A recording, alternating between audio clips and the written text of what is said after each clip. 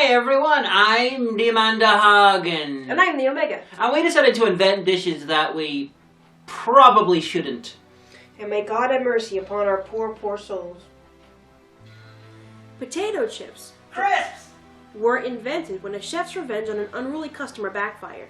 Sometimes good things can come from stupid ideas. Sometimes. They're still called crisps!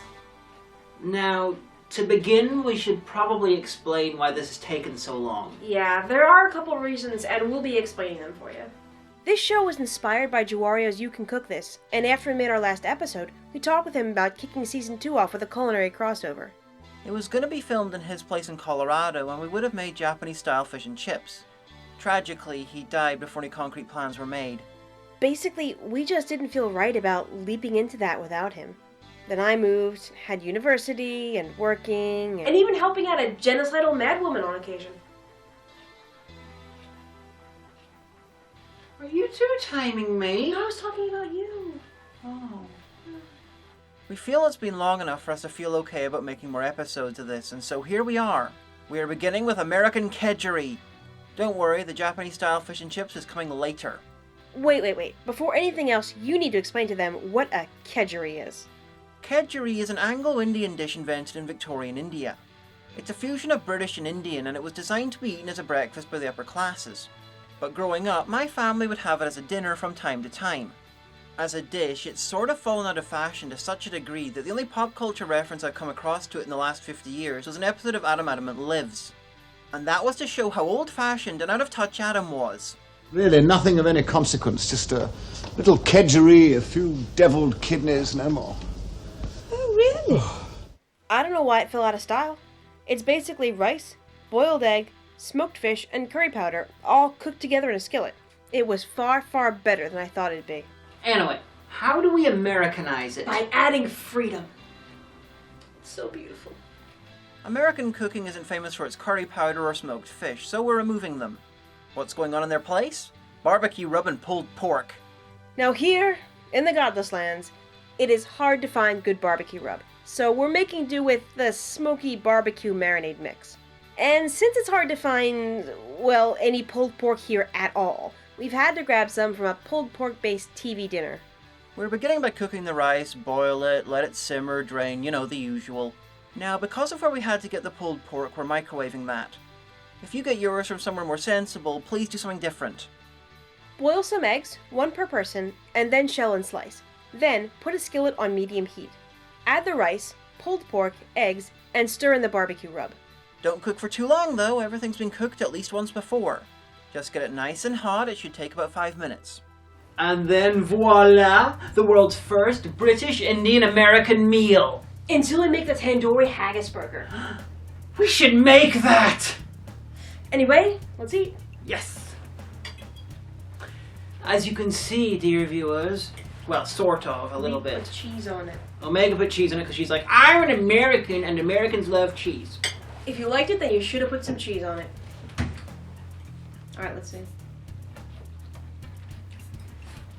This is so good. But then we figured it might be good. Yep, this is good. It's not perfect, but then again, neither of us have ever made kedgeree before. That's true. If it was smoked pulled pork, it would be like the smoked fish. Yeah. And get that melted cheese on there, see the steam. Trying to make it be in the camera. I think I'm going to eat the whole of this, plate. That's why I gave you a whole bunch. Like, gentle viewers, Get some of the egg bits in there. just make this. It's good that we started off on another really good dish. Mm-hmm. And we had an assistant today. Mary. Yep. We had a little cat in the kitchen helping us out. Yeah, when the eventual behind-the-scenes video, I'm pretty sure you'll see him. Yep. Meeping about. But And we were not the only people to taste test this. yes, the liar from the Liar's Guide, aka the Pony Man from Pony Man, Shit People Pony Said Demon to Hagan videos and Equestria Girls, aka my father. He tried some and liked it as well. And we're actually filming in my parents-in-law's house Mm-hmm. because their kitchen is better than where I live. So yeah, I mean, I think that this worked out really well. Yeah. But then I think this is kind of a low-hanging fruit because, alright, rice goes good with most meats. Yeah. Pulled pork, really good. Barbecue flavor, it's not one of those things you can screw up. I mean, there's very few places that barbecue spices or barbecue sauce don't go. Eggs, very breakfast thing. You know that they go well with rice because fried rice has eggs in it. You know they go well with meat. Barbecue, again, I mean, we added some cheese. It wasn't in the recipe, but you know, it's American cheese. So, I think the one that your mom makes has peas in it sometimes, doesn't it? Maybe. It's like I could even see peas and onions going well in this. Yeah. Or peppers. Yeah. Kind of like, you know, ramp up the Tex-Mex of this. But yeah, I think it was a good idea. And I think that it came out as a good recipe. Unfortunately, there will be no vomiting on the floor today, guys. Sorry about that. Although, I'm pretty sure the next one might. Yeah. So, where in the list of things we've cooked do you think this comes in? I'm putting it up, not quite as high as the curry lasagna, but higher up than, say, the breakfast pizza. Yeah. Better than the breakfast pizza. The breakfast pizza were good, but this is better. A lot of people have commented on that video to say that, oh, this exists where I live. I remember And we're we're like, oh, but it didn't exist where I live, so. or where I live. Yeah. I'd like to try, we could try, breakfast pizza too, and try sort of, Breakfast harder. rather than an American style cooked Uh-huh. breakfast, go for a British style cooked breakfast. Oh, like a, no, you know what? Do an Ulster fry. Yeah, with the soda file, you can have the bottom instead of being a pizza base, it can be like soda bread or pizza or Yeah. potato bread. Well, you know what? No, have the bottom be the farl, because it's flat. And then have the potato bread as the crust. So you kind of have to cheat a wee bit, but it's doable. Yeah. And then instead of the sauce, you could do beans. Yeah. And we have mushrooms, but only on my side of it. Because it's a traditional British cooked breakfast. We have mushrooms. Yeah. Sorry And about you this, could guys. probably This get is some- good. You could get some black and white pudding. I know it's not really part of the Ulster fry, but it could, like, you know, British it up a bit. It's an idea for a possible episode. Yeah, so there you go. So, I don't know what much more to say besides sitting here and eating on camera, which I always feel bad about, but... spoilers, we're actually, once we clean up from this, going to shoot another episode. Yeah. And that one probably might be more interesting. Yeah, that's one that is going to be probably bad. Mm-hmm. But that's good. This one we were pretty sure was going to turn out okay. Yeah. The next one, question mark at best. Yeah.